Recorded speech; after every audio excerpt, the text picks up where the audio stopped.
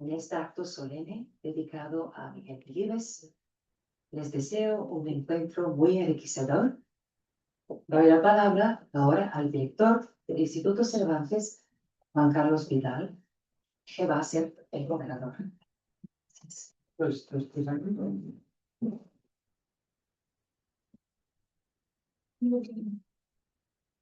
Modesto.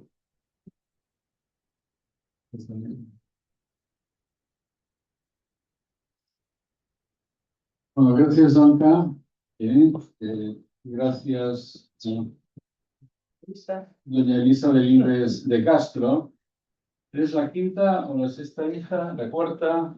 Cuarta. Don Miguel Delibes y doña Ángeles de Castro.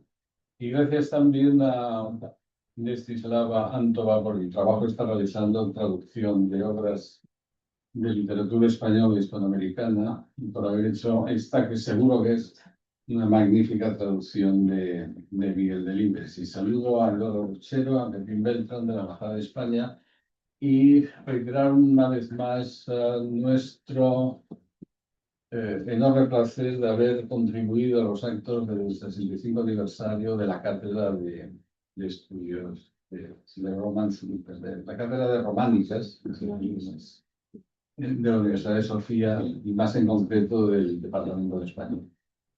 Miguel Delibes. Yo creo que con solamente pronunciar ese nombre está no todo prácticamente dicho, porque siempre hay que decir cosas nuevas y cada generación tiene su percepción de los escritores y luego de los escritores, pero sin duda alguna se trata de uno de nuestros grandes clásicos contemporáneos. Muy difícil ver cuál puede ser el destino de los escritores mientras ellos viven, porque hay unos valores añadidos del propio cuerpo del escritor y la propia proyección mediática, incluso en aquella España de los 60 y de los 70.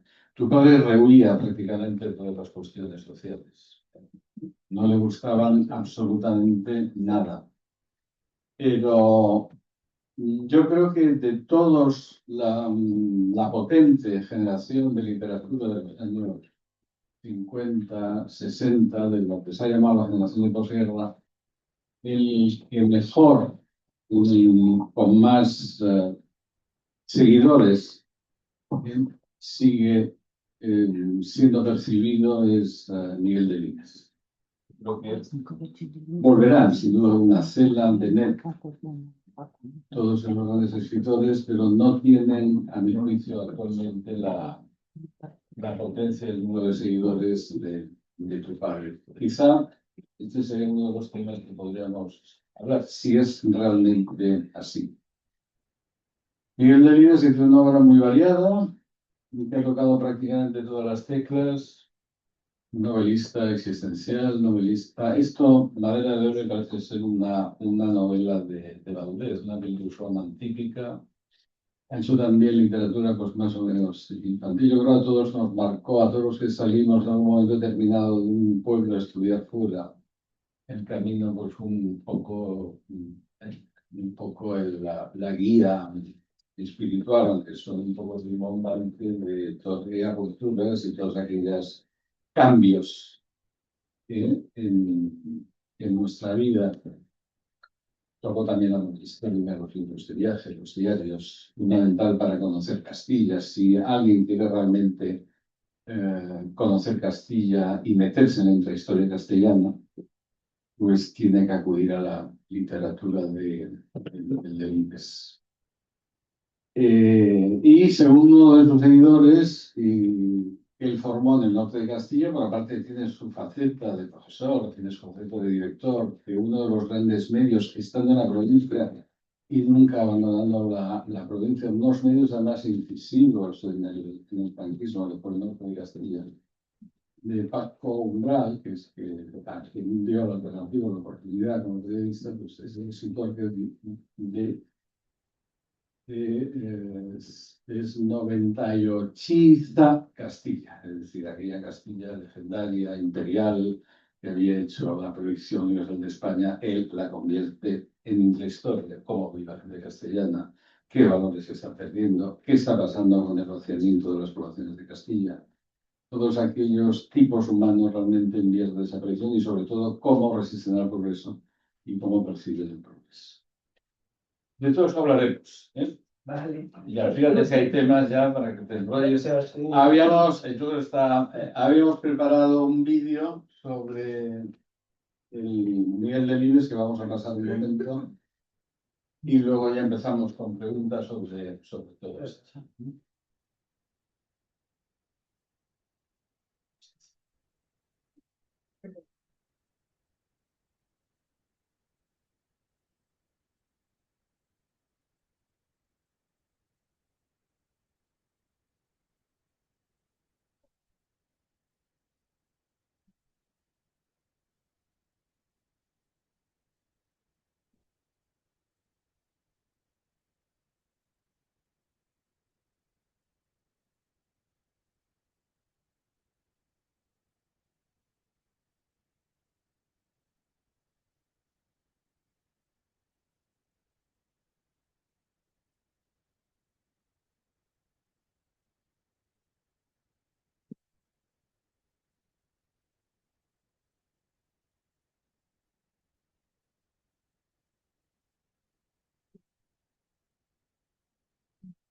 Ahí.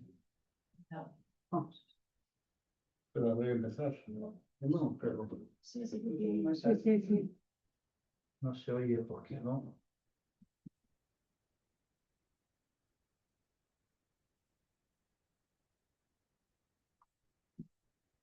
Un segundito. Sí, ¿ves? Esta es una de las cuentas que tenía el escritor Miguel Delibes sobre el progreso. Sí.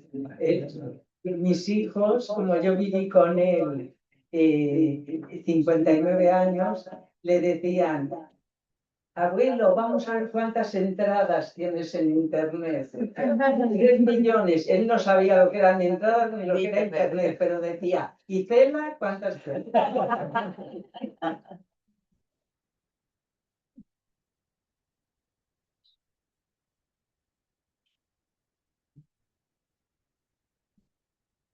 Y cuando nos mandaba corregir algún texto y se le dábamos a los 5 minutos, porque lo corregíamos con el ordenador, no se lo creía. Dice: os la habéis inventado. Él tenía que ser a máquina y otra vez.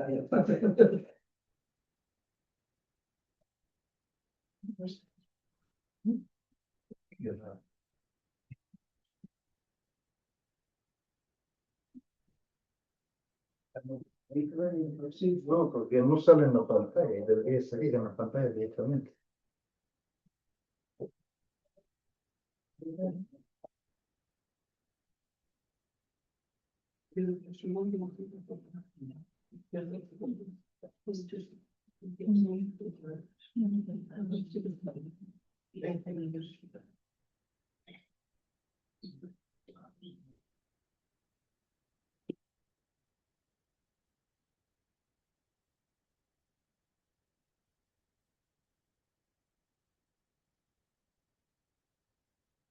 No sale el sonido, ¿no? No sale sonido.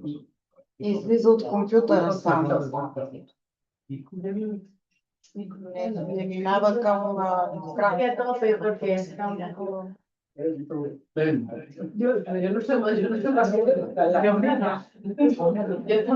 Yo lo que tengo es mi ordenador ahí. Si queréis probar desde mi ordenador. Eso sí que lo hice.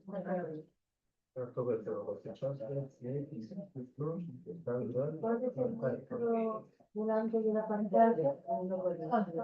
Sí, exacto. Por alguna razón, la pantalla no lo coge. ¿Tienes el ordenador ahí? Mira, a ver si. Cuando damos 5 minutos de tregua a 3 minutos, si no.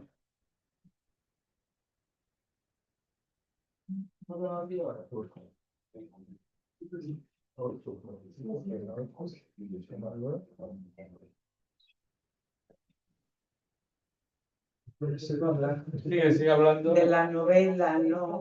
En España no tuvo muchísimo éxito. De todas vendía tanto. las críticas eran tan buenas, y de estas las críticas fueron buenas, pero las ventas, y él la consideraba la mejor, y en cambio la tradujeron muy pronto al inglés, con muchísimo éxito, y él dijo, ya os he dicho que es lo mejor que he escrito. Pero a mí me pareció, dentro de mi padre, un poco pretenciosa. Me ha gustado cuando he sido más mayor, que entonces soy un poco más culta, pero me parece que como le dijeron que él dominaba el léxico y el español estupendo, se lo creyó e intentó hacer más de lo debido. O sea, metía palabras que yo no había oído nunca en la vida. Y luego la última parte, como sí que estuvo en la Marina, en la guerra, los términos marineros son exageradísimos.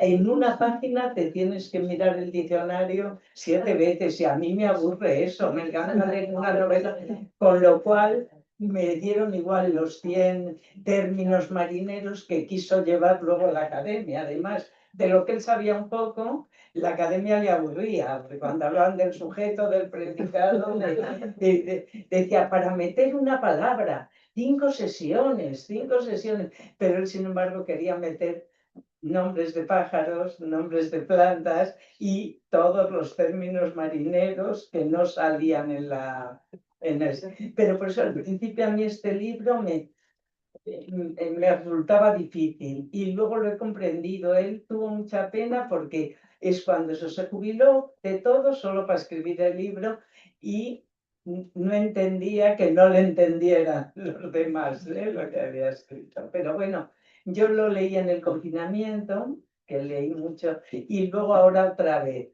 Y bueno, cada vez me ha ido gustando más, le he ido entendiendo más. Y me ha encantado que fuera el que tradujera, porque tú has traído ahí cuántas Sí, creo que he traído todas las traducciones al sí, al búlgaro, desde la primera que fue 5 horas con Mario en el 1974, El camino,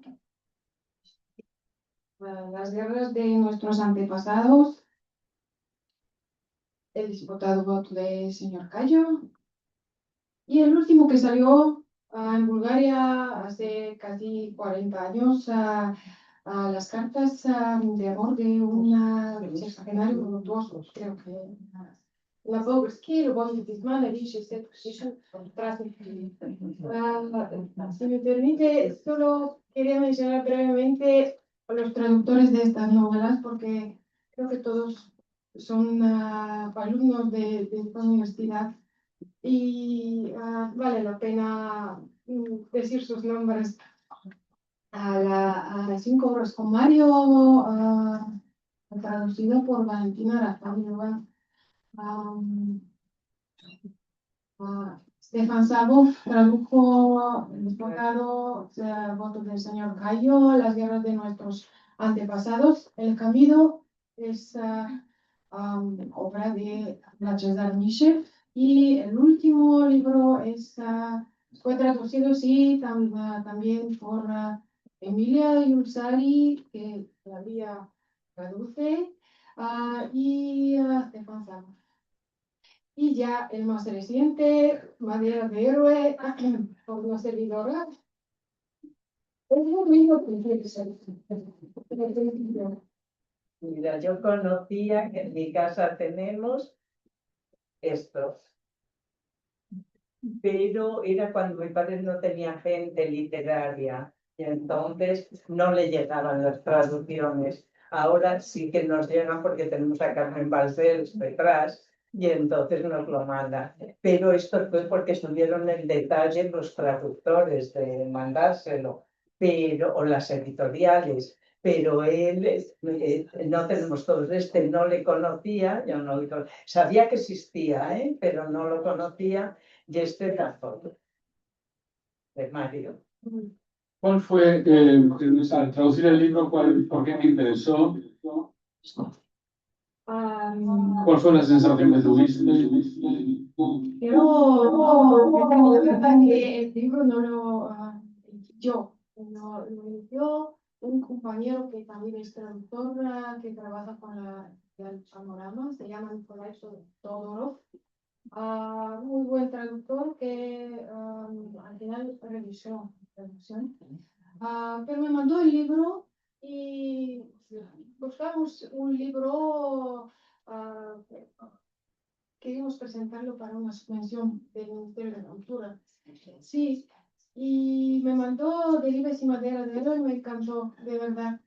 Aunque no es fácil de traducir, sobre todo por la tercera parte con toda la terminología marinera, pero creo que salió muy bien y sí.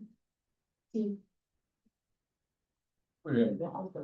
Mira, yo con las traducciones, en todas las traducciones, tengo que decir que hay muchísimos traductores que le escribían y le decía, he traducido sobre, le decía, pues enhorabuena, ahora mándesela a una editorial y a ver si la quieren publicar. Él no tenía nada que decir. Y además, esto parece que fuera un hombre que no era desprendido, sí que lo era, pero jamás te dio una traducción sin cobrar, porque le parecía que la literatura también costaba. Y entonces, aunque fuera poco, aunque fuera simbólico, aunque fuera él, y nosotros ahora que somos los hijos, en esto, bueno, con Carmen Balcells no se puede hacer de otra manera, con la agencia, porque él se lleva una parte, entonces nos viene muy bien lo que gestionan ellos, pues tienen que cobrarse.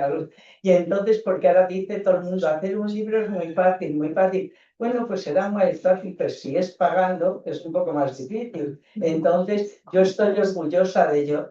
Mi padre tiene en conjunto 187 libros traducidos, no títulos, ¿entiendes? Pero aquí al búlgaro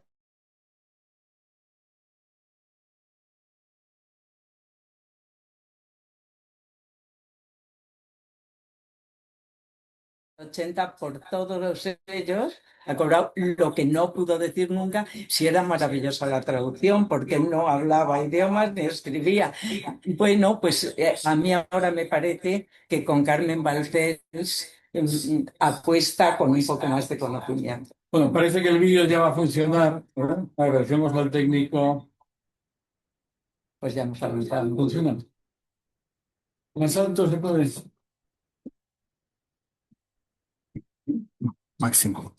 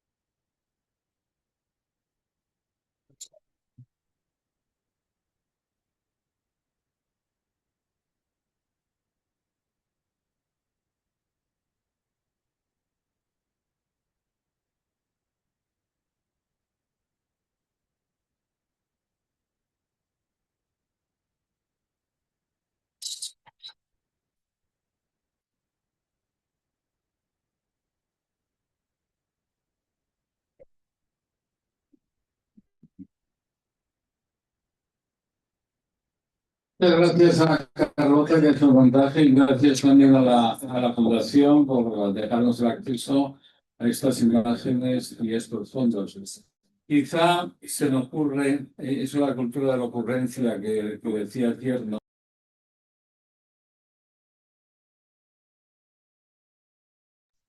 Decía que los españoles eran gentes que teníamos pocas ideas pero muchas ocurrencias. Y el problema era que no sabíamos distinguir las unas de las otras. No sé si es una ocurrencia o es una idea, vamos a dejarlo así en ese territorio gris. Pero quizá este libro explique mucho sobre el carácter de tu padre, ¿no? Es decir, la anécdota esta que tantas veces ha contado, que cuando gana el premio Nadal, con las ondas del Ciprés está alargada, y Nadal conocía a un tal señor Miguel Delibes de Valladolid, pero por el contenido y por la textura de la obra, una periodista que va a entrevistarlo se sorprende porque esperaba encontrarse con una persona muy mayor, con mucha experiencia de vida, dando amargada y se encuentra pues, con una persona de 30 y muy pocos años, ¿no? De ahí viene quizás de la vivencia de la guerra civil, el yo interior o el existencialismo de tu padre, quizás, ¿no? O sea, este libro explica muchas cosas sobre su trayectoria como escritor y también sobre su, digamos, motor, ¿no? Creativo y vital.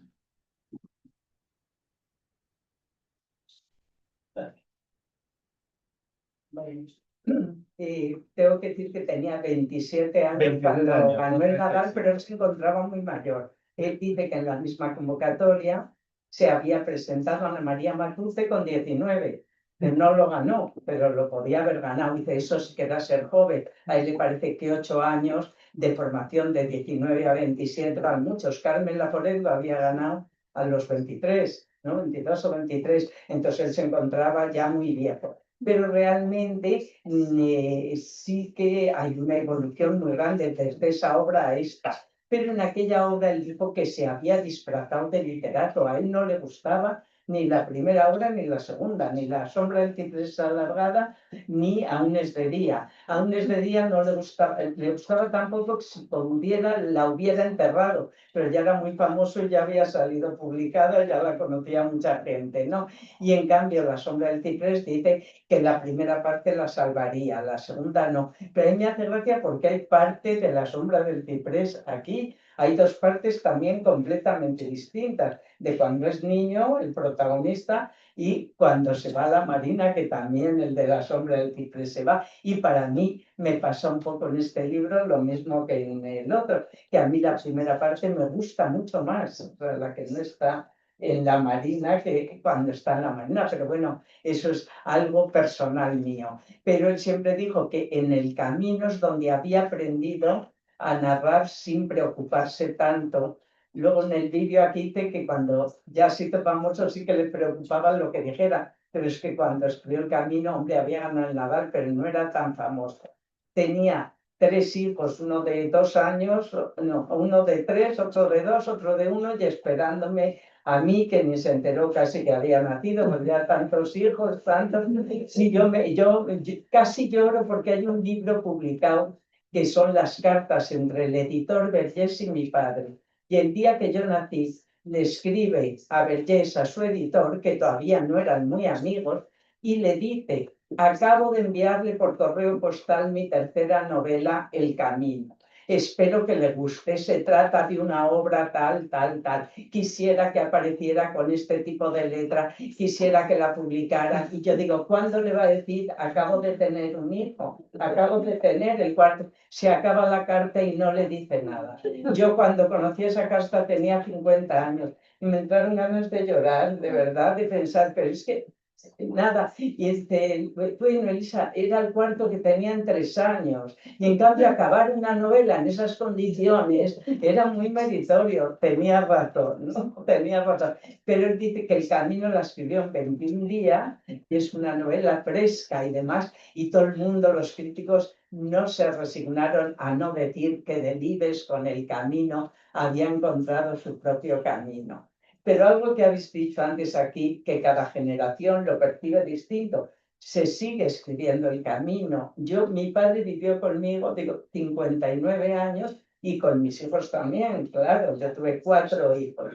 Y niña solo tuve una, Ángeles, que se llamaba como su abuela. Y le dijo a su abuelo: abuelo, no me ha gustado nada El Camino, nada, nada, nada, nada, nada. ¿Pero por qué no te ha gustado nada? Porque yo quería que se fuera al colegio y ver lo que pasaba allí. A mí lo que pasaba en el valle, y pasaban las hojas, a ver si ya... O sea, no entendió nada. El que lee El Camino, pues sabiendo un poco de literatura, sabe que la novela va a empezar y acabar del mismo modo. El niño en la cama y recordando lo que ha hecho en el pueblo, no lo que va a pasar.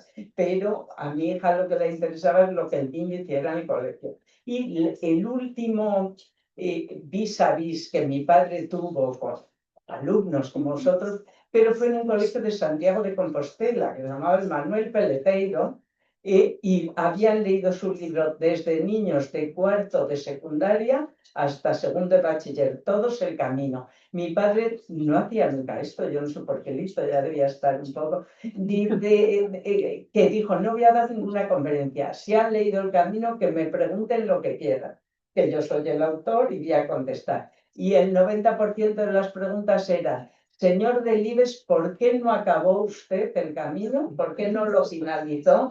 Mientras decía que sí, que lo finalicé. No, no, no lo terminé. Pero bueno, pues terminadlo vosotros.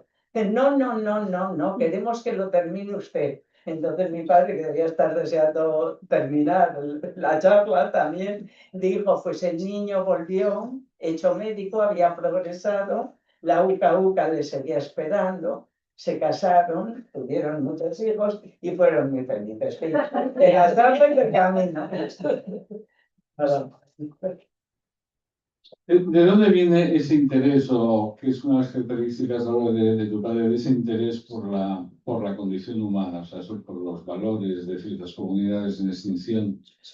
Puede ser el caso del campo castellano, puede ser también pues, de personajes que ya están al final de su vida y recuerdan el paso del tiempo. Hay un cierto pesimismo, pero es un pesimismo constructivo hasta cierto punto, ¿no? Hay como no es un pesimismo amargo que impida de alguna manera realizar una corrección completa de la condición humana.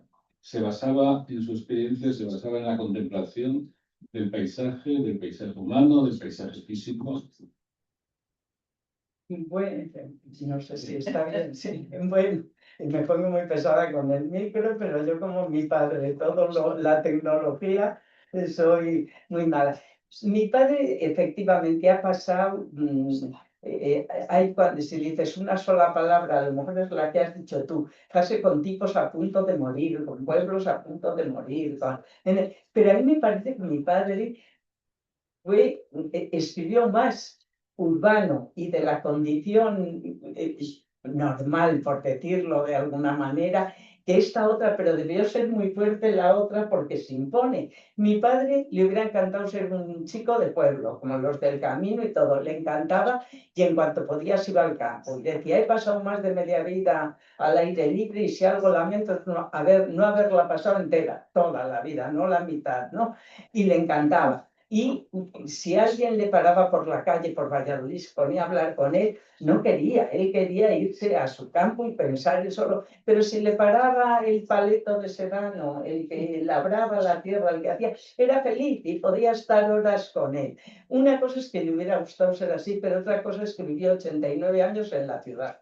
Tuvo hijos de ciudad, padres de ciudad, hermanos de ciudad, y para mí describe infinitamente mejor ese mundo, o mucho más fielmente. El otro lo idealiza un poco. El Nini, que es un personaje efectivamente de las ratas, es un niño sabio. El Azarías se le perdona que mate al señorito, porque pobrecillo, bastante le ha tocado. O sea, a mí me parece que siendo personajes mucho más duros, están infinitamente más idealizados, se les perdona todo. O sea, a él le parece que la ignorancia o la maldad o tal la hemos creado los demás. Los otros son simplemente los paganos, pero vamos, no es que esté ni a favor ni esté en contra.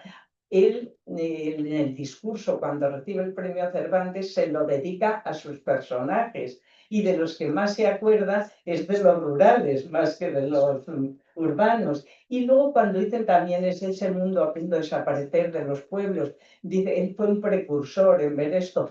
Y yo creo que no, a nosotros cuando nos llegó a Sedano a veranear, ya los pueblos de alrededor estaban vacíos, totalmente vacíos. Incluso ha vuelto gente ahora, los hippies, tal, pero entonces estaba vacío, no es que fuera un visionario, de decir, ya verás cómo desaparecen, no es que ya habían desaparecido, solo lo constató, constató que ya habían desaparecido. Lo que sí que fue un visionario fue de la naturaleza, de la destrucción de la naturaleza, de eso sí, porque en el 75 en España nadie teníamos miedo ni de tirar algo a la basura, ni de echarnos un insecticida que luego fuera malo. Y entonces él lo vio, él había estado en Norteamérica antes y había visto cómo se tiraban las lavadoras a la basura, bueno, microondas no sé si había, pero igual. No, y vio que la naturaleza no era por eso, por tan solito su discurso de entrada a la academia, un tema totalmente ecologista. Es verdad que le ayudó mi hermano Miguel, que estaba en el Coto de Doñana, y entonces no se hablaba de obsolescencia, ni se hablaba de huella de carbono, ni de sostenibilidad, pero sin que estuviera bautizado, él ya habló de esto. Habló claramente de esto y luego se pasó, era un fresco, una media vida, porque lo de la capa de ozono logramos solucionarlo. Y le decía a mi hermano Miguel, que menuda como me la jugaste con la capa de ozono. O sea, como que él quería que fuera todo malo porque él lo había visto muy mal y realmente tuvo razón. Hace poco han traducido al inglés un libro que escribió con mi hermano Miguel, que es La tierra y vida, ¿qué mundo heredarán nuestros hijos? Y entonces Miguel, mi hermano, porque mi padre ya había muerto cuando lo han traducido, ha tenido que hacer un prólogo, una entradilla para esta edición inglesa. Y entonces, como eran unas conversaciones, dicen, esas conversaciones en 2004, yo jugué el papel optimista, que todavía nos podíamos redimir la humanidad, y mi padre pesimista. Tengo que decir desgraciadamente y llorando casi que tuvo la razón mi padre, que las cosas iban a mucho peor. Pero vamos, no sé si he contestado la pregunta, pero bueno, totalmente interesante. tampoco creo que fuera muy acertada la pregunta, ¿no? Pero bueno, él sí ve el proceso de concentración urbana, ¿no? De la Valladolid aquella que chupa los recursos humanos del campo, que llega a la casa, etc. Pero sin embargo, él, pues siempre, yo creo que fue una persona muy fiel a los lugares y a sus amigos. Es decir, él pasó toda su vida en Valladolid, tuvo oportunidades para irse a Madrid, incluso parece que le propusieron la dirección de un periódico naciente entonces, que fue muy famoso después, el diario El País, y lo rechazó, se lo pensó, lo rechazó. Se pasó toda su vida en Valladolid, también el paisaje urbano de sus novelas, Aristotelano, Hoja Roja, etc. Y fue también fiel a su escritor. Él empezó un destino y todos los libros siguen pasando en lista. Yo creo que hay otro caso solo semejante, también la misma editorial, que es el caso del escritor catalán Josep Pla. Los dos permanecen ahí desde el principio. Él, ¿por qué tenía ese apego? Formaba parte de sus valores. Bueno, yo esto lo he dicho muchas veces, pero ahora casi lo ha explicado mejor él de lo que lo voy a explicar yo, pero yo digo que esa cualidad de mi padre yo creo que ha gustado, yo una vez muerto, le ha dado fama, o sea, le ha dado fama, ha gustado, o sea, lo que todo el mundo pensaba de Delibes no llegará, no le darán nunca el Nobel, no llegará acá, porque viviendo en Valladolid, en esa ciudad pequeñita, sin moverse, pero sin embargo a la gente luego ha valorado esto. Yo creo que esa fidelidad no le ayudó a ser feliz y que tenía que haber sido de otro modo realmente, pero yo lo explico a veces cuando te dicen, fue fiel a una ciudad, Valladolid. Pero efectivamente tuvo, pues él decía, tiene una frase que dice, soy como un árbol que crece donde le plantan, o sea, como imposible moverse, ¿no?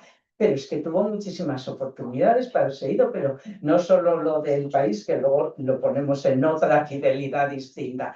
Le invitaron como profesor invitado en Norteamérica muchísimas veces. No tuvo mucha suerte, es verdad, porque una vez aceptó y se fue, claro, con mi madre, él ni hablaba inglés, nada, y mi madre un poquito, y a mi madre la ilusionaba, pero tenía 7 hijos cuando se fue. Y entonces 3 días antes, no, 3 días antes, no, un mes antes de marcharse a Estados Unidos, a Maryland, la Universidad de Maryland, sus hijos pequeños, los 2 pequeños, se quemaron con una sartén de aceite hirviendo. Entonces, bueno, pues mi madre dice, yo no puedo acompañarte, tenemos 7 hijos y los 2 pequeños se han quemado y tal. Y entonces me parece, bueno, pues yo no voy, pero vamos, lo tenía tan claro que es que, entonces claro, en la universidad le dicen, pero que es que el curso está empezando, que va a empezar, que tal. Entonces, en Valladolid, que era una ciudad pequeña, les animan las familias, los médicos, que dan amigos todo, y se marchan. Y cuando vuelven, 5 meses más tarde, 4 meses más tarde, la cabeza de uno de los del niño quemado no solo no se ha curado, sino que ha empeorado. Entonces mi padre como no se lo perdonó. Y entonces jamás volvió a aceptar una invitación tan larga ni tan lejos. Entonces ya, si esa fidelidad la tenía arraigada, ya esto terminó. Natalia a lo mejor iba a Francia una semana, o porque venía a Bulgaria otra semana, pero no 6 meses ni nada de esto. Entonces su fidelidad se acentuó a su ciudad todavía más. Fiel a un periódico en Norte Castilla, pues efectivamente le ofrecieron muchas cosas y lo del país fue el hijo de Ortega y Gasset, José Ortega Escotorno, el que apareció en nuestra casa y le dijo, solo te pido por favor que no contestes ahora mismo, porque sabía que iba a decir que no, que te lo pienses un poquitín. Y entonces para tentarle le dijo, en Madrid tendrías cotos, en Toledo, mucho más cerca, y nosotros les pondríamos en bandeja. Y eso le hizo dudar un poco. Y también le dijo, tendrías colegios para tus hijos pequeños estupendos y demás. Y a mí me dijo, yo entonces ya era mayor, claro, porque esto era el 75. Y entonces me dijo, mi vanidad ya ha sido satisfecha con la propuesta. Ahora me quedo en mi casa. Y estoy en su casa.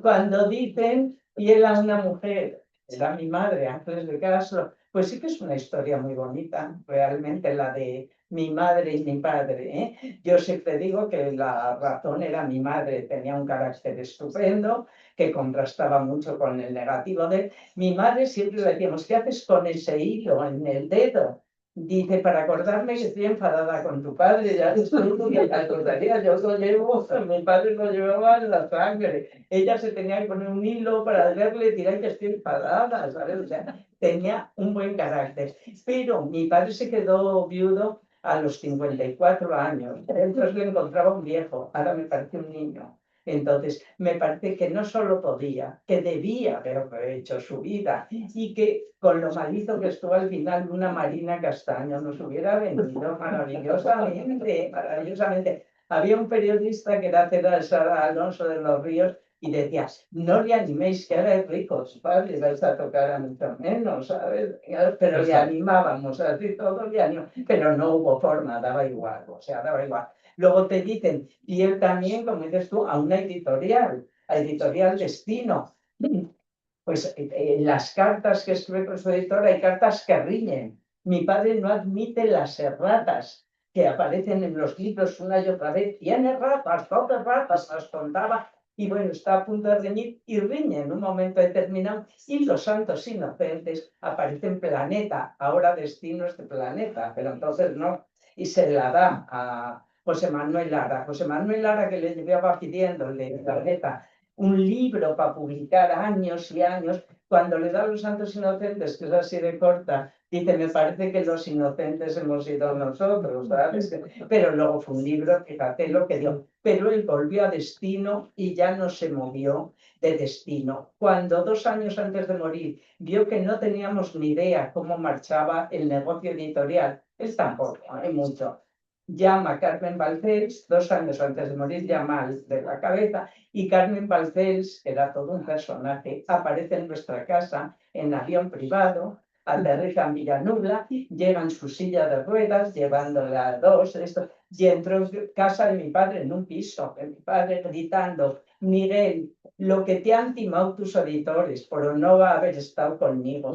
Podía ser el hombre más rico de España y el más famoso. Aunque tarde, yo voy a luchar y luchó, pero ya mi padre no volvió a escribir ningún libro, ni va a volver, pero le editó toda la obra completa y bueno, pues haciéndole ganar un buen dinero y demás. Pero por eso os digo que la fidelidad para Carmen Balcells no fue buena, vamos, ni para él. La fidelidad con respecto a la mujer tampoco mucho. Con lo del país, pues oye, que no te dice que hubiera estado estupendo allí cambiar de vida una vez muerta a mi madre y demás. Lo del norte de Castilla, pues lo mismo. No lo sé, que es una cualidad que yo luego creo que le ha dado fama porque a la gente le gusta, pero que para él no fue muy bueno. César Alonso también empezó en el norte de Castilla, que es un periodista muy importante en los años, igual que Manuel Aguinense, igual que Umbral. Si no hubiera permanecido en el norte, probablemente no habría habido esa generación de periodistas o de gente más o menos vinculada a la figura de tu padre. Hay un libro que dedica a tu madre, Mujer de Gris, Señora Gris, rojo sobre el fondo gris, exacto, que es un cuadro de ella que aparece, etcétera, que es un libro, yo esperaba más patos en ese libro, yo creo que lo comentábamos ayer, ¿no? Aparte que está transfigurado, el personaje central que tiene la relación con la señora, pues es un pintor, no es un escritor. Yo lo leí en la pandemia, ese libro, que leí también las historias de Castilla y León, que me encantaron. O sea, esos viajes sobre Castilla tienen un valor antropológico, además, de paisaje humano, muy interesante. Sin embargo, sí aparece, a mi juicio, hay una obra donde explota el pathos, el sentido pasional de tu padre, que es 5 horas con María. ¿Cuál es la opinión sobre el libro que escribió sobre tu madre? Porque hay como un pudor, ¿no?, que impide una explosión. Bueno, es un libro que a mí no me gusta, ahora explico, vamos, no me gusta, sí que me gusta, pero no tanto, pongo reparos. Y Soy sin capaz embargo, de aclararme el título. Mujer, Señora de Rojo, sobre La fondo Mujer de Rojo fue una película estupenda en la que se Señora ponía de rojo sobre fondo gris. Señora de Rojo Que es un sobre título fondo, precioso. que es el título del cuadro que tenemos en nuestra casa, que la pintó el pintor Eduardo García Benito, que está un poco enamorado de ella, es verdad, ahí lo cuentan así un poquito, era viudo, y era un señor estupendo, pero bueno, era una guapa, ella era muy simpática, y mi padre nunca quería salir a nada, pues iba con él a exposiciones, a tertulias y tal, y la regaló este cuadro, la pintó este cuadro, pero bueno, el libro Señora de Rojo sobre fondo gris es la novela que escribió después de esta, de Madera de Héroe. Esta fue en el 87 y en el 91 publica esto. Mi madre había muerto en el 74. Han pasado 17 años desde su muerte. Mi padre, al parecer, sí quería hacerla un homenaje, siempre lo pensó, pero no se perdonaría que esa novela, si era novela, no sé, le saliera mal.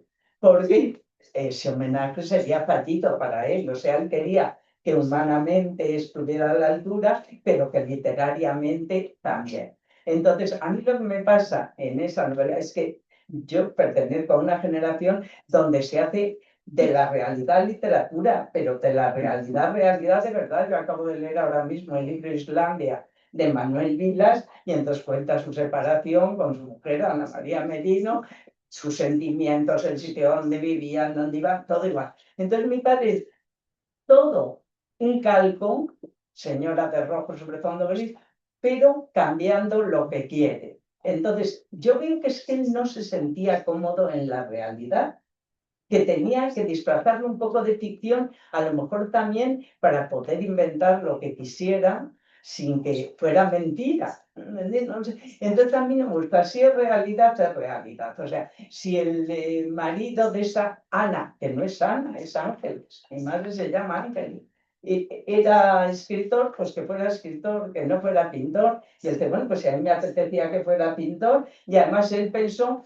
que nadie se iba a enterar que era un homenaje a Ángeles, como era pintor, pero también el pintor y la Ángeles también tenían 7 hijos, también estudiaba biológica, pero de repente pues otra estudiaba antropología porque le apeteció cambiar eso. Entonces no es buen arqueólogo. A mí no me, ya, pero no me gustaba eso. Y lo que no me gustaba, que eso es muy difícil, o sea, cuando es un libro tan de verdad, cuando estás viendo el doctor, en vez de ser el doctor Bravo, que era un neurólogo puntero, mi madre murió en la mesa de operaciones operándola un tumor cerebral que era benigno, pero ya lo dijo mi padre, como era tan optimista, en la cabeza, salvo un par de ideas, no puede haber nada bueno.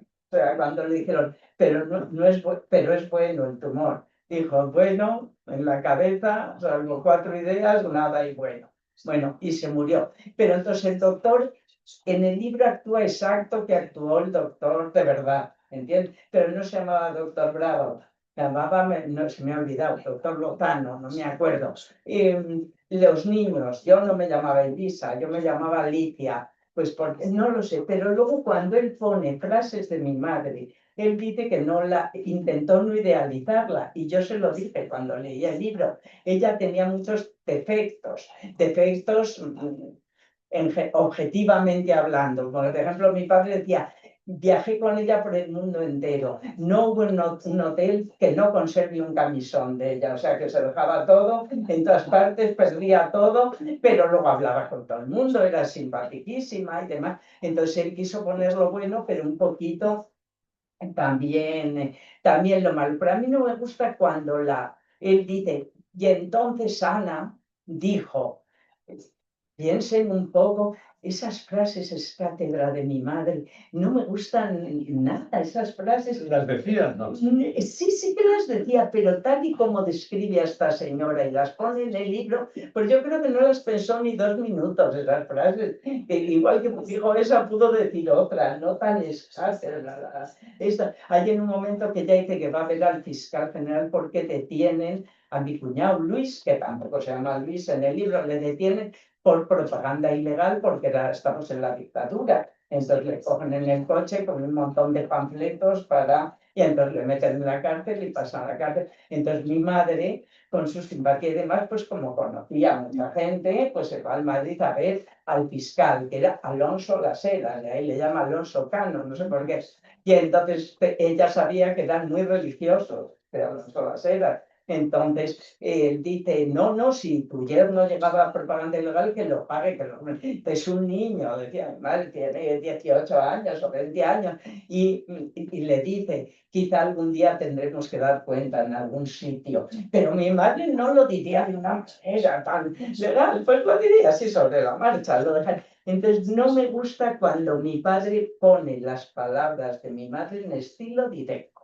Si habla de ella, entonces le dijo al fiscal que a lo mejor algún día teníamos que dar cuenta, lo llevo mejor que diga, dijo, algún día quizá tengamos que... Bueno, es un poco difícil de explicar, pero es una obra que a mis hijos, a todos los nietos de Miguel Delibes les encanta, pero porque no conocieron a su abuela, entonces de repente de esta manera la conoce y la obra no está nada mal. Es una buena obra. Está traducida a un montón de idiomas. Tuvo una crítica estupenda, lo que pasa que él dijo, nadie se va a dar cuenta que es Ángel. Y el primero que llamó fue un doctor español famoso, Iñaki Gabilondo, 4 horas después de que hubiera salido el libro en las librerías, decir, que necesito entrevistarle, que es que me ha encantado. Mi padre había cogido el cuadro que teníamos en casa de Señora de Rojo y le puso debajo de la cama, por si venía algún periodista que no se diera cuenta de las similitudes, se dio cuenta a todo el mundo, porque era fácil. Entonces, dándose cuenta a todo el mundo, yo hubiera puesto al protagonista que se llamara Miguel, a la protagonista Ángel, es el protagonista siendo escritor. Resulta que la señora de su libro conducía, pues no condujo nunca, nos hubiera matado, vamos a todos, o sea que... No lo sé, que a mí sí es de verdad, me gustan las memorias, unas memorias, no una novela. Que fue lo único que no escribió, Memorias.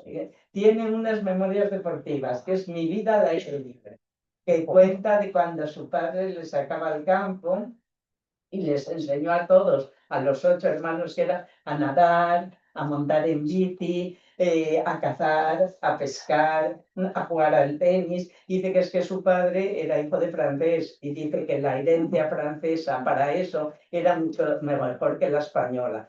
Los papás de mis amigos se pasaban la vida en el casino, en el automóvil club, mientras que mi padre no, nos llevaba al campo a todos. Esas son las únicas memorias que se llama Mi vida al aire libre, memorias deportivas, que cuenta cómo aprendí todos los deportes que practico sin destacar en ninguno. Y sin embargo, el pathos explota en 5 horas con Mario, ¿no? Ahí está lo profundo, los sentimientos que están en el fondo. Es muy distinta 5 horas con Mario al resto de la obra. Yo creo En el que tono, ese tono patético, ¿no? Porque tu padre es un escritor, parece como si el lenguaje lo abarcara todo, todas las situaciones, pero era un escritor contenido, o sea, no era un escritor que se dejara llevar por... Pero en esto de escribir 5 horas con Mario es cuando dijo, yo creo que Umbral, ¿no? Era convencido, ¿no? Sí. Y supo perfectamente cómo hablaban las señoras de aquella época, pero a él le hacía gracia, porque las amigas de mi madre decían, ay, lo que nos hemos reído con Menchu, que loca, dice, y las Menchu son ellas, yo las he sacado de ahí, ¿sabes? O sea, y dice, pero nadie se da cuenta, con lo cual, eso es una... Y yo creo que sí, que es una obra estupenda y muy difícil en las formas y en el fondo, y que le salió redonda, efectivamente, y ni si tú ves internacionalmente, El Camino en 5 horas son las más traducidas, las más estudiadas, o sea, de tesis y tesis y tesis doctorales en Francia, en Inglaterra. Bueno, 5 horas con Mario, pues para decirlo, es el diálogo en el velatorio de un monólogo, sí, de la viuda. De la viuda con el cuerpo presente de su marido, donde sacan, en fin, montones de temas privados, ¿no? Para entendernos, pero sí. Sí. Y bueno, le echa mucho en cara. Tiene algo que ver, todas las obras tienen concomitancia. Yo leyendo esta obra he visto que los padres de Gervasio, que es Telmo y la madre Cita, mamacita, pues es un poco como Menchu, mamacita y Menchu se encuentran de mejor familia y Mario de peor familia, que le dice, pero ¿cómo llevabas al niño en la bici? Mira que poner una cestita para llevar al niño en la bici, ¿cómo te ponías de blanquito en la playa a tomar el sol? O sea, le echan cara muchas cosas. Bueno, pues a Papá Telmo también aquí le echan en cara muchas cosas, pero también esta obra tuvo varias lecturas. En la época de mi padre, que era la dictadura, era clara que el bueno era él, Mario, y la mala era Menchu, ¿sabes? Claramente. Y sin embargo, pasado el tiempo, mi padre mismo le dice, pues no, he vuelto a leer 5 horas con Mario, y es que le estuvo muy mal no comprándola al 600, que ya decía, pero si hasta le llaman ombligo, dice, con muy poquito. Dice que él la hubiera tratado de educar, de aleccionar, porque cuando habla de los negros, o sea, la Menchu es una cascada de hablar y hablar, de cosas bien dichas, cosas mal dichas, lo que le apetece, ¿no? Y como yo que en la guerra, hijo, que me lo pasé bien, que decía, que tú me dirás, baja los refugios, sube los refugios, pues entonces mi padre dice, pues sí, era una mujer con poca cultura, poca educación, aunque fuera de una familia, que yo creo que con un poco de buena voluntad, en vez de dejarla de todos, pues la hubiera podido. O sea que mi padre se hizo al final de su vida de Menchu y a Mario le encontró un negocio. Sí, suele pasar. Esas carreras de nuestra vida. Luego, otro tema que veníamos hablando es la cantidad de registros que tiene la obra de Miguel Delibes. Lo tocó prácticamente todo, ¿no? La novela histórica, los libros de viajes, los libros de viajes más reducidos, que son las historias de Castilla la Vieja, la caza, el mundo de la naturaleza, pues eso, los Vitus Roman, que puede ser este, o puede ser un poco el camino, etcétera, etcétera. ¿Cuál era, cómo él era algo que él buscaba o era algo que le llevaba su propia forma de ser, su propia conciencia, por decirlo de alguna manera? ¿A dónde dices o que le hiciera? Que le hiciera, o sea, ¿por qué en un momento determinado piensa en una novela histórica? ¿Por qué en otro momento determinado piensa en un Vitus Roman? O sea, es como si hubiera también la novela epistolar, que era muy raro en España. Las cartas, la novela epistolar, solamente hay un caso en aquel, el del Murciano Miguel de Espinosa, ¿no? Con las tríbadas. No se escribían novelas epistolares en España. Sin embargo, tu padre lo hace con las del sexagenario voluptuoso, etcétera, etcétera, ¿no? Era muy raro también el ambiente de la literatura europea. O sea, había correspondencia, pero una cosa es la correspondencia entre escritores y otra cosa es la novela pastoral. Estamos hablando de histórica, novela para niños también, de alguna manera, ¿no? Es muy... Lo toca prácticamente todo. Sí, yo sin embargo,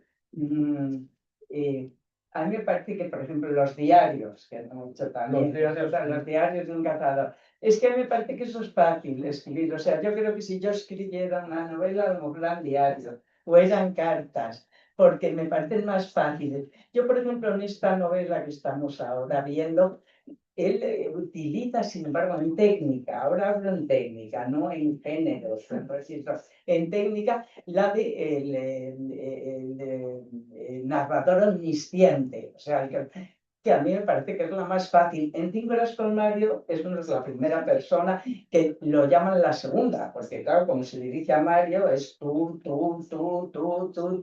es la única que es, vamos, la única más modernita. Yo no he leído, nunca he leído Parábola de un náufrago. Es la única novela de mi padre que no he leído, no sé por qué, no quiero, no me apetece.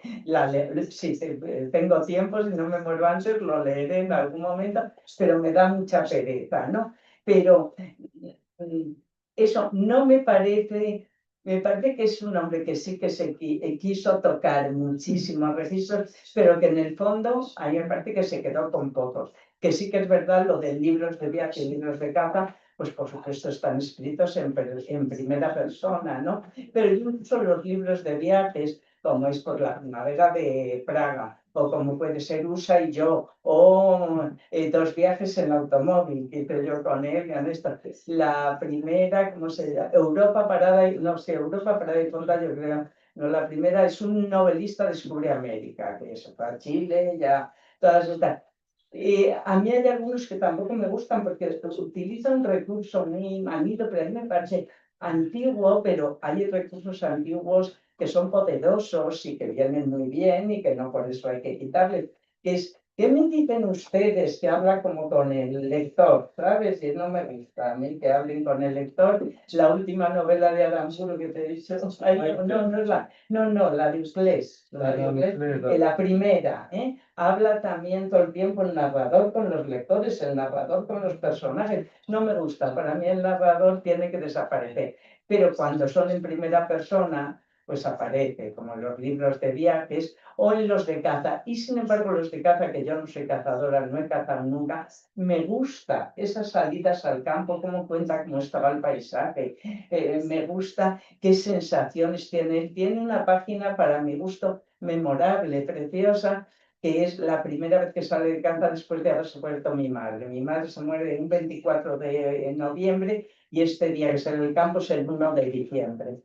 Y entonces dice que en Valladolid hace un frío horrible ese 1 de diciembre, sin embargo, después de la tragedia, fue ese viento fresquito, fue como la caricia de una mano amiga. Sé que en mi recuperación, que considero imposible, si algo va a darme consuelo, va a ser la naturaleza. No tengo que minimizarlo. Estoy segura que mis salidas al campo van a lograr el milagro que no va a lograr ninguna otra cosa. Él piensa que ya no va a volver a escribir, que no va a volver a viajar, que no va a volver a ir al cine, que iba muchísimo. Luego vuelve a hacer todo, pero pasado un tiempo y ya como otra persona distinta. Desislava, ¿quieres preguntar? Seguro que sí. Que sí. Es muy interesante todo lo que puedes hacer. No, podría estar, Elisa podría estar. Yo estoy cómoda en esto.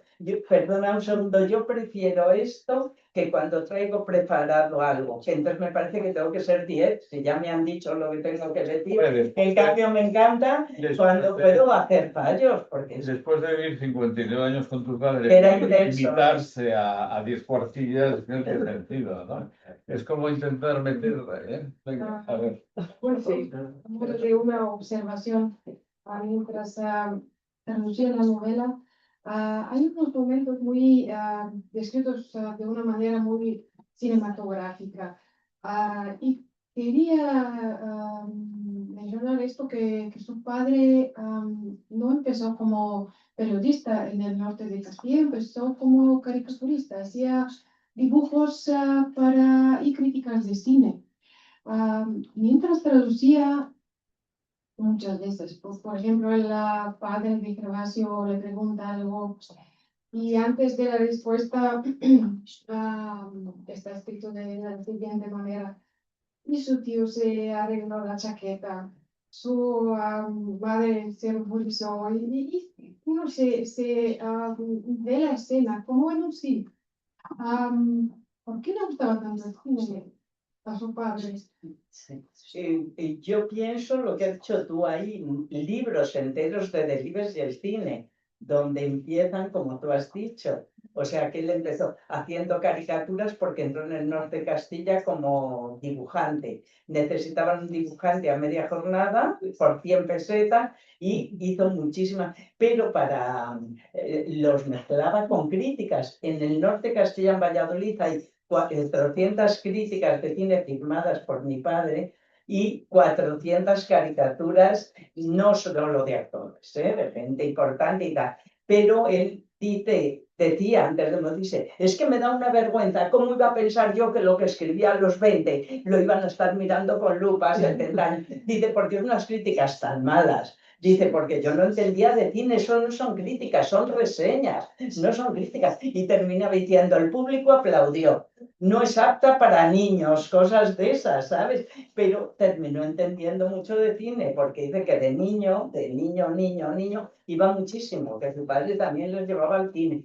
Entonces yo lo que más recuerdo, los momentos mejores con mi padre, era cuando íbamos al cine, que íbamos todas las semanas un par de veces. Nos sentábamos y antes de empezar la película me decía, ¿estás nerviosa? Él pensaba, a lo mejor vamos a asistir a una obra maestra. Y asistíamos, porque las hay maestras y no las hay maestras, pero le encantaba. Entonces a mí me dio muchísima pena porque cuando estaba ya tan malito al final de su vida, le mandan a hacer una página, escribir algo para sus obras completas que ha logrado Carmen Balcells, que se las publiquen en vida.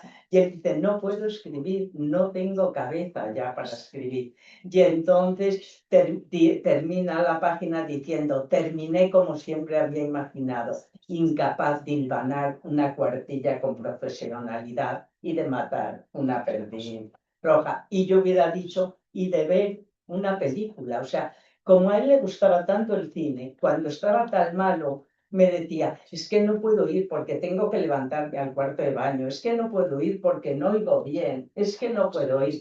Entonces, un amigo de Valladolid o conocido de Valladolid, dueño de casi todas las salas de cine de Valladolid, le dijo, don Miguel, le pongo a usted solo las películas por la mañana. Llega, se sentaba, más alto, y se veía por la calle, por fuera de la película, de verdad, más alto, párala, que voy al cuarto de baño. Se iba al cuarto baño, volvía al cuarto baño, y entonces, bueno, así yo me acuerdo, Capote, era la película, me acuerdo de quién era, y una que yo lo digo siempre más, Mountain, o algo así, ¿verdad? Que le gustaron, pero fueron las dos últimas que vio.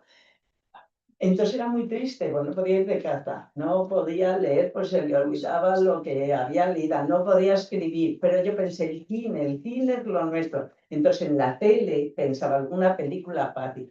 La última que intenté que era, hombre, que sea un poquito digna, un hombre que ha visto tanto cine, le gusta tanto, y le puse Los niños del coro, que era fácil como un cuento. Y me dijo, una película disparatada, pero ¿qué hace ese cantando? ¿Qué hace diciendo? Ya no entendía nada. Y eso sí que fue muy triste. Pero él ha dicho 1000 veces que creo que mis libros son tan cinematográficos porque les pienso en cine, no en literatura. Sí, me gustaban las adaptaciones al teatro o al cine de sus novelas porque las hay muchas. Sí, la gente dice qué suerte tuvo, pero es que se quedan, por ejemplo, con Los Santos Inocentes, que sí que tuvo muchísima suerte porque es una adaptación estupenda. Y decir qué suerte tienen razón, porque no es mérito de él, era de Mario Camus, ¿entiendes? O sea, tuvo suerte.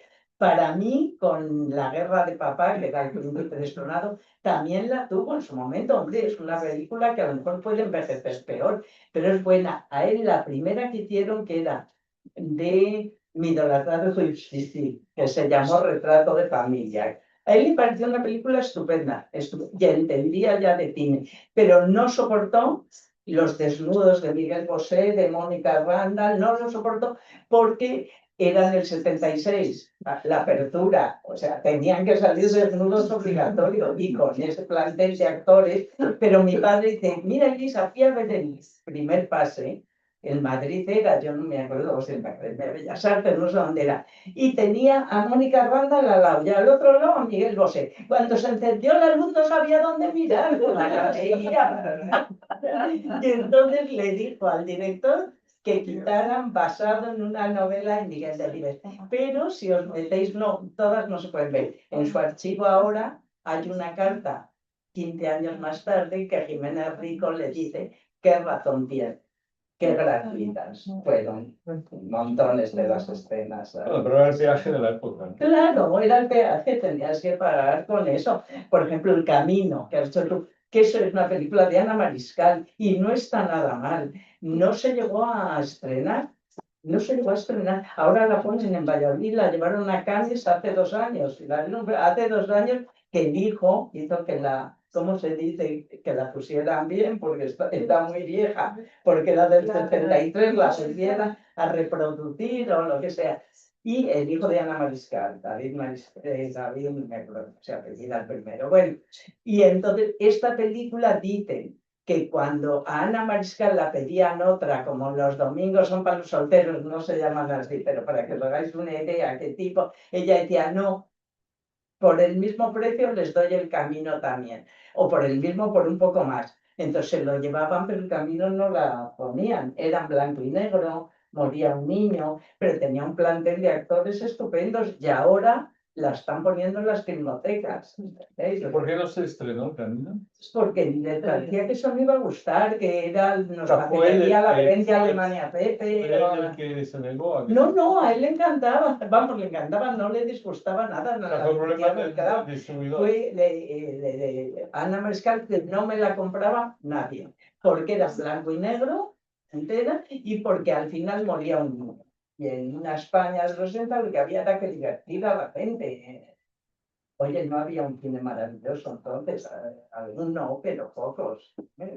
Entonces, por eso te digo, y luego hay otras películas suyas que a mi padre no le gustaron, como La sombra del ciprés, pero bueno, él ya intervenía muy poco. Vamos, ya nunca intervino, pero al principio le hizo ilusión.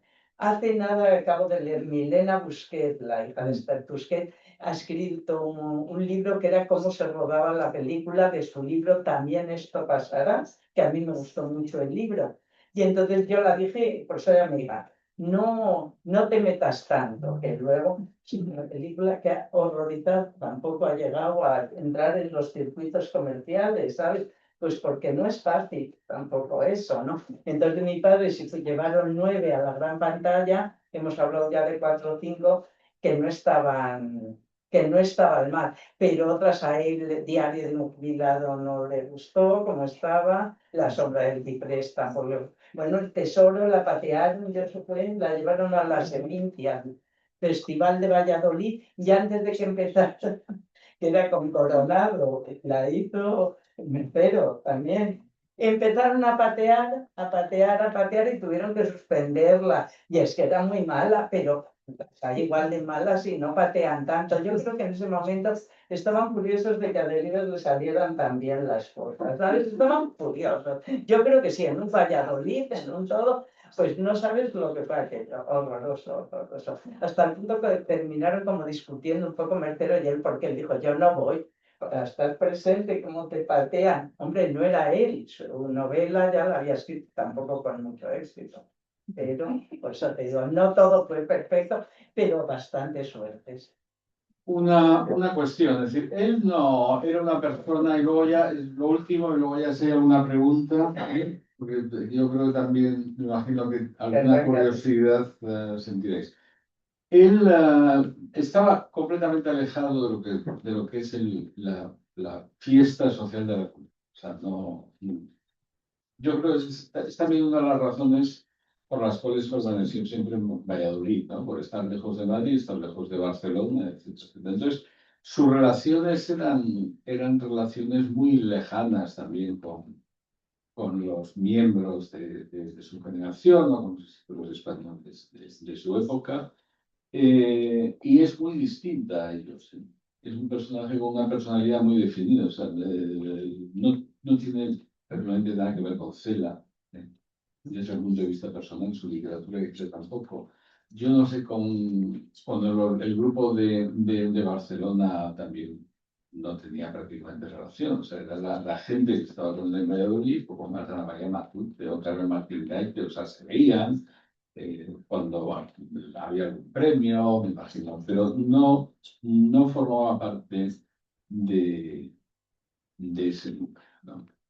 Pues efectivamente él no era un hombre sociable, pero luego en petit comité, o sea, en una comida, tú te reías muchísimo con él, era un hombre con muchísimo sentido del humor y luego los que le conocieron, aunque no fuera asiduamente, pues como has dicho Carmen Martín Gaite, Ana María Matute o Carmen Laforet, te quisieron muchísimo, hay cartas ahí, o sea, yo creo que es que se quieren más porque no ves lo malo, no te da tiempo tampoco, entonces le ves y luego él era un hombre que contestaba siempre a las cartas, no contestaba simplemente pues para cartearnos y tener, siempre pues porque le escribían. Yo tiene en su archivo ahí cartas de Carmen Laforet y de Carmen que realmente te sobrecogen, o sea, por lo que sea, tenía un algo que la gente sí que se quería abrir a él, pero luego él, es verdad que tenía mucho que hacer, él era periodista, que ejercía, pero muchas horas, era su verdadera profesión, o sea, mucho más que escribir. Luego daba clases en la escuela de comercio, eso tenía 7 hijos, daba conferencias. Entonces esto, pues le parecía una pérdida de tiempo, pero para una persona, lo digo por mí misma, que lo he heredado eso, que eres un poco pesimista, no sabes luego el bien que te hace estar un poco con gente, ¿sabes? Y entonces él luego se divertía mucho y como decía mi madre, en las bodas, que antes no te ponían ya sitio, estabas aquí, todos se pegaban por estar en la mesa de tu padre, porque les divertía muchísimo, tomaban una copita de vino y les divertía a todos muchísimo, muchísimo. Entonces era una personalidad rara. Realmente yo creo que no le gustaba ir a estas sociales porque prefería estar cazando o prefería estar pescando. Entonces, como le quedaba muy poco tiempo, pues entonces, eso yo me acuerdo una vez. Ay, lo pasé fatal. Bajaba yo con él, como vivía con él, bajamos a dar una vueltita por el Campo Grande de Valladolid. Campo Grande, alguien se cree que es la naturaleza grande, es como se llama el Parque de Valladolid, el Campo Grande. Entonces ya iba nervioso porque le apetecía. Él decía que muchas dudas que tenía con las novelas o con el periódico las resolvían dando, caminando, al aire libre, que era muy bueno, ¿no? Entonces íbamos y se paró un señor. Pero si es usted don Miguel, anda, pesado, fíjese, iba por el pan y me he vuelto un momento y de repente dice, anda, pero si es don Miguel. Y claro, fíjese, no sabía yo que me lo iba a encontrar, fíjese, vivienda. Y dice, ¿no iba usted a por el pan? Pues a por el pan. Pues ya está, sí, porque no lo podía resistir el hablar por hablar. ¿Sabes? Es que le ponía negro, pero luego no era una persona tampoco sociable y se divertía. Pero es verdad que con los miembros de su generación la correcta. Ahora cuando le preguntábamos cómo él decía, no es como aparece ahí esas cosas que dice, es un hombre tímido y es la timidez lo que le lleva a decir, dice, una vez que le dieron un premio y yo estaba, se puso nervioso y se tiró al estanque. Yo no sé si era verdad o no, que ya había, dice, porque en el fondo es un tímido, en el fondo es un... ¿no? Pero bueno, no tenía mucha relación con él, no. ¿Y cómo se puede escribir tanto y trabajar en 2 sitios con 7 hijos? Bueno, yo, mi madre, una vez que cuando pidieron más dinero, que es cuando volvieron de Norteamérica, cuando encontraron a este niño, a partir de los años 60 y tantos, pues ya tenían más dinero. Y bueno, mucho más ya cuando se murió mi madre. Ahora luego te digo lo de los hijos, pero me hizo gracia porque cuando mi madre ya se había muerto, mi padre le dijo a mi hermano Miguel, el biólogo, dice, ahora que se ha muerto tu madre, soy millonario, soy rico. Entonces mi hermano Miguel dice, bueno, pero es que estás mezclando 2 cosas, una mala y otra buena. Y entonces dice, ya, y sería mucho peor que dijeras, ahora que se ha muerto tu madre, encima soy pobre como las ratas, ¿no? En un libro, pero estás mezclando una cosa buena y mala. Pero bueno, mi madre cuando tuvieron más dinero compró un pisito para que él trabajara tranquilo. Y entonces se le puso monismo porque mi madre era muy buena decoradora y muy, sería interiorista hoy día, diríamos, ¿no? Entonces lo puso monismo y se fue. Y volvió por la noche y dijo, es que ahora si no escribo el Quijote, es que ya no, me gustaba más escribir con el ruido del aspirador, del teléfono, del niño que está hablando, y nunca jamás volvió a ir a escribir, escribía así en casa como asalto de mata. Entonces, bueno, eso a él no le impedía, eso le parecía que entonces tenía que escribir mucho mejor, dándole tantas facilidades y prefería, ¿no? Bueno, ¿preguntas? ¿Alguna pregunta que...? ¿Sí? Venga, Zaira, No, quiero. no, sí, sí, que igual tiene alguna pregunta más. Sí, claro, Venga, y los que queráis. es a lo que veníamos a presentar. Sí, Una cantidad de libros que hay. Claro. preguntar otra pregunta un poco más general. ¿Cómo llevaba la censura en España? Porque vivía en unos tiempos con la censura franquista. Todas las traducciones que tenemos aquí, excluyendo la última, salieron también en la época totalitaria, vivimos aquí. ¿Cómo se escribe con este pensamiento? Bueno, él tuvo, sí, muchísimas, vamos, sus dificultades con la censura, pero la censura fue mucho más dura con los periódicos. Entonces él lo pasó mucho peor con la censura que tuvo el norte. Hay un señor ahora mismo, en este momento, se llama Antonio Rubio, lo último que hice antes de venir aquí fue eso, que está investigando los archivos del AGA, que yo no sabía eso ni que existía, Administración General, no, archivos de la Administración General. Y entonces creo que tiene una ficha todo el mundo, tú, yo, todo el mundo, ¿no? Pero entonces hizo sobre Antonio Machado con todos los documentos de Antonio Machado de cuando sacó la cátedra, de su partida de nacimiento, y a mí es que los documentos me encantan. Entonces ahora se puso a hacer de Miguel Delibes, pero vio que lo que más había con la censura era del periódico. Entonces se desvió, ya ha hecho los archivos del Norte de Castilla, pero en esos archivos ha encontrado, porque se pueden mirar después de 50 años o algo así, que dice, ahí el cerebro gris es Delibes, ¿sabes? Entonces, claro, Delibes dejó la dirección porque achicharraban al periódico y el que se hundía era el periódico. Dejó la dirección y pusieron a otro, pero al nuevo director, que era Félix Antonio González, le llamaron a Madrid, todo eso viene en los archivos, y le dijeron, si Delibes se desmanda, el que se va a la calle es usted. Y entonces Delibes se decía, es que no me dejaban hacer nada porque yo me podía arriesgar, pero arriesgar a todos los del periódico no. Pero con las novelas dice que eran mucho más laxos, pero sí que tienen todas las fichas que este señor las va a sacar. Y lo peor ocurrió con el príncipe destronado, eso fue lo peor, pero ya era 1973, o sea que es que la censura ya no era. Entonces, el editor le dijo, ya no es obligatorio, pero uno mismo tiene que ser responsable de lo que escriba, ¿no? Y entonces no lo mandaron. Ya hay una escena en la que el niño del príncipe destronado le dice al novio de la criada, ¿no?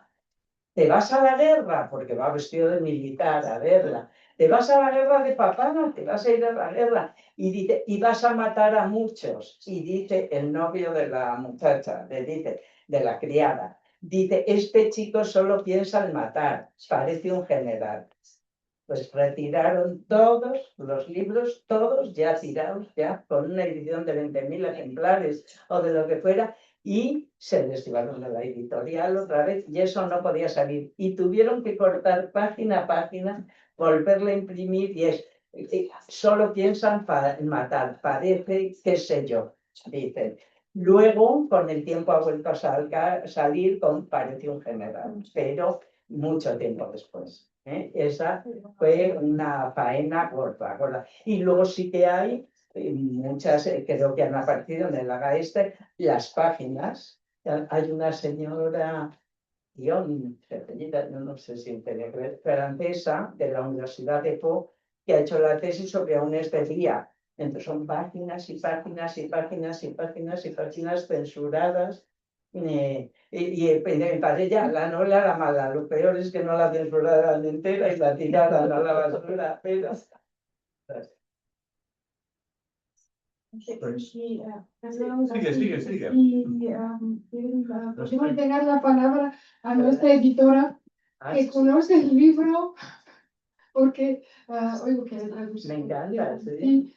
Sí, Nerea Panova.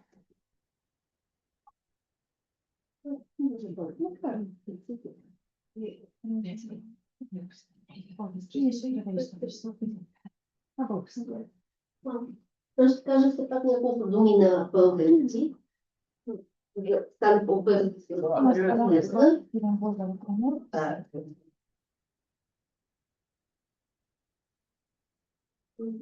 Разказвам Невена Панова и явявам тук като представител на издателство Панорама към Съюза на преводачите в България.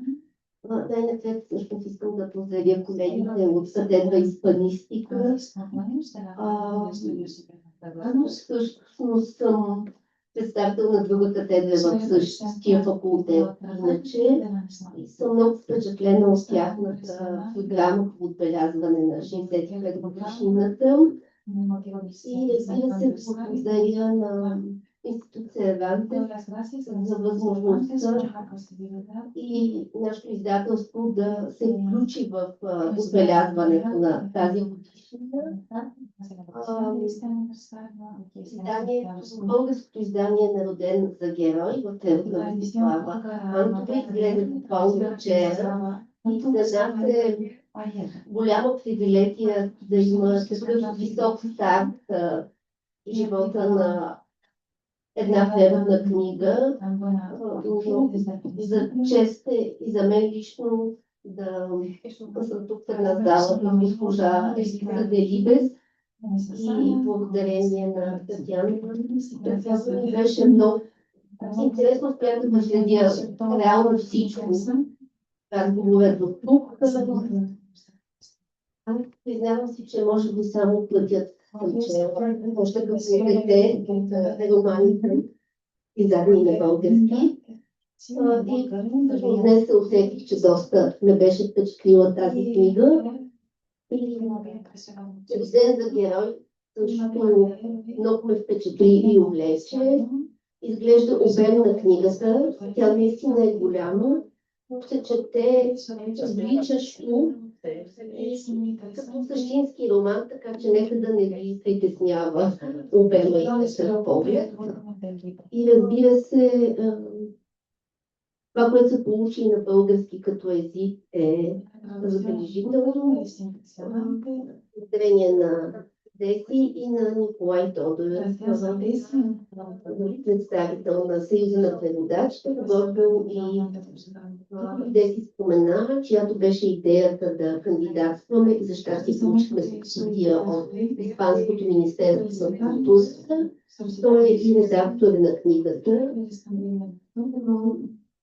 Може би да не издавам повече за самата нея, но благодаря на това събитие.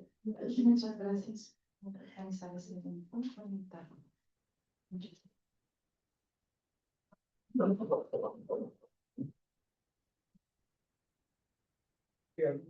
Una pregunta muy Sí, quiero dar las gracias. Gracias. Gracias a ella. Pedi. Sí, gracias. Bueno, gracias. Volviendo al tema de la novela que se acaba de publicar, me gustaría preguntar, bueno, a todos, pero especialmente a Desi, a que ha trabajado tanto, y pues Desi la conocemos desde hace mucho tiempo y conozco su labor como traductora, así que estoy segura de que pues la traducción es estupenda. Pero bueno, como se demuestra por las ediciones de las otras novelas de Delibes que están publicadas y su estado que no es el mejor que podemos tener, pues es un libro suyo que se publica teniendo en cuenta que en muchísimos años no se ha publicado nada suyo y en ese contexto, ¿qué es lo que hace el tema de la novela actual en nuestro contexto en Portal? Si nos podría pues, decir sus pensamientos al respecto y pues si la editora podría añadir algo también. Gracias. Bueno, Podría añadir, eso es una novela que se lee como una novela, es interesante la misma historia. Aparte de esto, se ha dicho muchas veces que Miguel Delibes es un autor universal. Él escribe de cosas universales, de los valores humanos, de la muerte, de la infancia, del prójimo, que son los tres temas principales suyos que están en esta novela. Las tres partes hablan de la infancia de Gervasio, que es el protagonista de esta novela. La segunda parte cuenta cosas del colegio con sus amigos, y la tercera es ya cuando estalla la guerra civil y él se enlista como voluntario. Creo que es muy interesante la primera parte, sobre todo porque es un libro sobre la guerra, pero no es un libro bélico, es un libro totalmente pacifista, diría yo. La primera parte es como un cuadro de España de aquel entonces.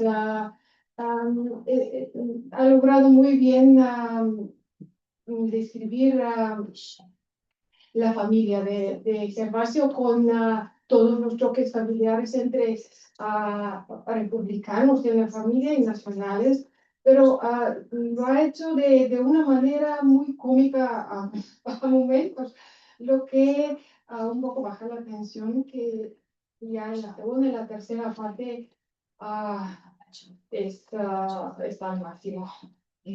Es una novela preciosa, a mí me gusta mucho. Si puedo recomendarla, Juan. Bueno, ¿alguna pregunta más? No sé si veo que hay muchos alumnos. La tercera parte, como se ha dicho, que habla de la vida de los marineros. Esto fue súper difícil de producir. Pero me encontré a un señor de la Escuela Naval de Varna con el que pude hablar y me gustó bastante. Y hoy le voy a mandar un ejemplar del libro. Creo que todo está muy bien. Seguro que sí. Bueno, para acabar, casi, Elisa, entre Desislava y Elisa, me sale de Elisa. Miguel Delibes padre, ¿cómo era? Estricto, distante, sentido del humor, cariñoso. Porque es un milagro, ¿eh? De escribir un montón de libros con 7 hijos. No, Das clases de historia en la Escuela de Comercio de Valladolid. era estricto, pero es que los padres de entonces eran más distantes. O sea, ahora yo, mi marido y bueno, ya mis hijos ni te cuento. O sea, bañas a tus hijos, les cuentas un cuento. Yo creo que tienen una confianza mucho más grande. Yo no la tuve con mi padre y tengo mucha pena porque creo que hubiera sido muy comprensivo. Después de haber vivido 59 años, creo que en su época, pero era un padre distante porque estaba al día trabajando, o sea, en el norte de Castilla a lo mejor trabajaba hasta las 2 de la mañana, pues no llegaba a casa, no le veíamos. Iba a decir esto vamos algo más con mi madre, tampoco, porque si era necesario ya se iba al norte a estar con él también, a recortarlo. No, es una exageración, pero sí que era distante y yo tengo pena, porque creo que él no tuvo esa sensación, que creyó que había confianza, pero no la había. O sea, no la había. Yo, por ejemplo, si tenía que pedir dinero para una excursión, pero que sería el equivalente ahora a 5 euros, o sea, que se podía, aunque fuéramos 7 hermanos, lo pasaba fatal, fatal, fatal, fatal, fatal, y no lo pedía. Llegaba el momento de a lo mejor ir a la excursión. Se puede decir, eso es cosa tuya. Pues sí, pero los padres también tienen que ver un poco si ese niño está cómodo en el lugar que le ha tocado o no está cómodo. Pero bueno, sí que creo que era una buenísima persona y el prójimo, has dicho tú, que es para unos la primera tema, para otro segundo, para otro tercero, lo del prójimo le importó siempre. Y las cartas que están en el archivo, cartas personales, ves que la mitad de ellas son para pedir, por favor, recomiéndame un buen médico para una chica del norte que tiene mal los ojos y quiero que la opera. Por favor, necesito que cojáis a este chico, aunque sea para hacer recaudos. O sea, continuamente está pendiente, sí, del prójimo, y entonces eso era verdad. Yo creo sí que era una buena persona.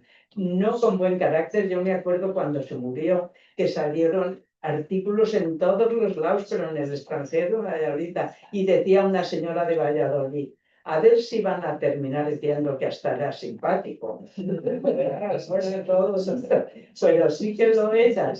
Lo que pasa que da un poco de miedo. Yo el que se acercaba, iba por el pan, yo pensaba, no sabe con quién se las juega, este no sabe con quién se las está jugando. Hubo un programa que se llamaba Epígono, que hacía Begoña Aranguren, que era que grababan a un señor importante y le aseguraba un notario que hasta después de muerto esa entrevista no iba a salir. Entonces, cuando mis padres le operaron de un cáncer, esta Begoña Aranguren pensó, y me quedé sin la entrevista, este se muere, y le llamaba todos los días. Y le hacíamos, no, Begoña, que no quiere hacerlo, que ha dicho que lo que no ha querido decir en vida tampoco lo quiere decir después de muerto. Y entonces, tú déjame que yo le convenzo. Y yo me santigüé y dije, tú lo has querido, Begoña. Le pasé el teléfono, los gritos se oían en el Escorial. O sea, qué mal gusto tienes, hija, qué mal gusto tienes. Sí, me voy a morir y te quedas sin el piso. No, no, lo voy a hacer. O sea, que era un hombre con carácter fuerte, un carácter fuerte, y sí que te da un poco de miedo que pudiera estallar. Y con algún hermano mío que ha sido más rebelde, que se ha portado fatal, sobre todo después de muerta mi madre, que estaba él solo, sí que nos daba miedo las reacciones que pudiera tener. Pero bueno, digo, esto ahora le llevaríamos a la cárcel. No era para tanto, pero que sí que te daba un poco de miedo su reacción. Mira, yo te robo el libro Sí. y estaba leyendo la dedicatoria que te hizo. Pues la letrita era muy Era muy mona la letrita, pero claro, es una dedicatoria que podría haberle hecho al portero de la finca. No, las hay más bonitas, ¿eh? En algún otro libro dijo para mi hija Elisa, cuya abnegación no ha tenido límite. Pues o aquí. Ahí pero la puedes leer, sí, claro. A mis hijos, Chica y Pancho. Perdón. Es que podría ser Chica. Es que tiene la carta. Elisa y Pancho, Pancho era tu marido que falleció, que vivisteis con él. Claro, todos. Y a mis nietos, Panchito, Can, Ángeles y Manuel, con un abrazo muy fuerte, Miguel. Ya se acabó. Y pero siempre ponía la fecha, que es del 87, y es la primera edición, y bueno, pues mi ilusión traerla, ¿sabes? O sea que nada. No, porque yo sí que hubo una novela, pero fue El hereje, que la leí en las galeradas, o sea, no publicada. En las galeradas, quiere decir que como mi madre no vivía, mi madre siempre le leía las novelas antes. Y normalmente me irrita las cosas que me dice que no la gusta, pero la suelo hacer caso porque suele tener razón. Pero cuando ya no vivía mi madre, Señora de Rojo, nos lo dejó leer a todos porque podía herirnos o no gustarnos, y el hereje también, ¿sabes? Pero el hereje ya le habían operado del cáncer y no pudo disfrutar del éxito sin límites de aquel. Dos personas, a ver, por curiosidad personal, la relación que tenía Julián Marías. Pues él siempre decía de Julián ¿Se Marías, conocía mucho? tenía buena relación, sí, tenía buena relación, y le contestó el discurso de la academia. Julián Marías, mi padre hizo su discurso ecologista y Julián Marías le contestó. Por supuesto no contestó de ecología. Mi padre decía a Julián Marías que era muy vanidoso. Muy vanidoso. Sí, cuando escribió Julián Marías sus memorias, que sí que las escribió, que no me acuerdo cómo se llamaban, él dijo, yo jamás las escribiré, porque me da vergüenza, o sea, creerme tan importante en un libro y tal. Decía Julián Marías que yo no le conocía tanto. Y luego, como Javier Marías, el hijo, era un poco chulista también, pues, pero a Javier Marías también le conocía, ese sí que le conocí yo más que a Julián, porque fue por Valladolid alguna vez y Javier admiraba a mi padre. Y luego Julián Marías fue el que le dijo, lo mismo que yo con Señora del Rojo sobre fondo gris, en la respuesta de la academia. A mi padre le hacen académico en el 73 y lee el discurso en el 75, y en medio se muere mi madre. Y entonces tiene una parte del discurso al principio que dice, señores académicos, desde la fecha de mi elección hasta mi toma de posesión ha ocurrido algo importante en mi vida, quizá lo más importante que haya podido ocurrirme, la muerte de Ángeles, mi mujer, a la que un día califiqué de mi equilibrio, pero he necesitado perderla para ver que era mucho más que eso. Bueno, Julián Marías contesta y en la parte final del discurso dice, no se puede entender la vida de Miguel Delibes sin la presencia constante de esa alegría serena que solíamos llamar ángeles. A esa mujer maternal y niña que con su sola presencia iluminaba la pesadumbre de vivir. Entonces mi padre esa frase la cogió y la sacó en Señora de Rojo sobre fondo gris. Y dice que cuando él entra en la Academia de Bellas Artes, que le imponen la medalla de honor en vez de decir que era de académico,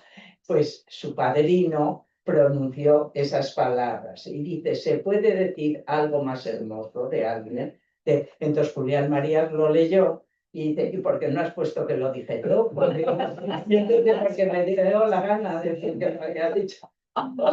Y entonces por lo que os digo que estaba más cómodo en la afición porque tenía razón Julián Marías, pues si lo había dicho a él, ¿por qué se lo pone al señor Laschetti o al señor no sé cómo? Pues entonces le dijo eso. Y también Julián Marías una vez se enfadó, bueno, esto ya son un poco cotilleos de los que dices tú. Sí, que a mi padre cuando ganó el Cervantes le decían eso, diga a qué personas admira, por ejemplo, de ensayistas. Y entonces dijo, yo creo que después de Ortega no ha habido una cabeza. Y Julián Marías se enfadó. Porque le pareció que tenía que haber pedido a él. Entonces mi padre dice, ya te lo preguntan a bote pronto, mi padre se disculpaba. Claro que eres tú. Y no, pues como que escribe al periódico, Julián, eso es mucho peor, le decía. Cuando me lo pregunten otra vez, ya te tendré a ti, pero bueno, ya con esto... Rosa Chafel muy poco, ¿no? Me imagino. Pues luego muchos años en el exilio, no pasó por Valladolid. Sí, cuando volvieron, sí, y la llevaron a Pozaleta. A mí sabe que no me caía bien, entonces que parecía una señora antipática. Muy antipática. Muy antipática, ¿no? Sí que porque mi padre me invitó a comer a Valladolid, salió con ella a Pozaleta, a Matacofuesos, yo no me acuerdo de dónde era. La llevaban, la traían, la presentó a muchos más escritores, pero cuando, por ejemplo, le dieron el Cervantes a mi padre, que allá yo creo que no suelo llevar nada. No le dieron es que grandes. no me acuerdo, ¿no? Yo creo que Rosa Chafel no le dieron. Pero le llamó a mi padre y le dijo, aunque solo fuera por caballerosidad, me tenías que haber dejado pasar a mí. Es que el Cervantes no te le das tú mismo, te le dan y si te dicen que pase, pues pasas cuando te lo mandan. No antes que Rosa Chafel y después. Una grandísima escritora. Sí, para mí demasiado. Demasiado. No, de verdad, yo que creo no, que que a veces me cuesta. Sí, pero es una gran. Claro, estoy segura. El último, Julio Valdés. Esa joyita que teníais en Valladolid. Se murió, ¿verdad? Se murió poco. Poco. ¿Tenía relación con tu padre? Sí, porque él hizo Era un historiador vallisoletano muy bueno. Que tampoco salió de Valladolid. Le conozco poco, pero es que mi hermano Germán, como eran catedráticos al tiempo, pues sí que era muy amigo de Julio Valdeón. Y yo creo recordar que tenía una enfermedad vitíligo, ¿cómo se llama? Que tienes la cara así a varios colores y vivía en la misma casa que Adolfo, mi hermano, pero creo que era un señor listísimo. Se quedó en Valladolid toda la vida. Bueno, si os parece bien ya, yo creo que...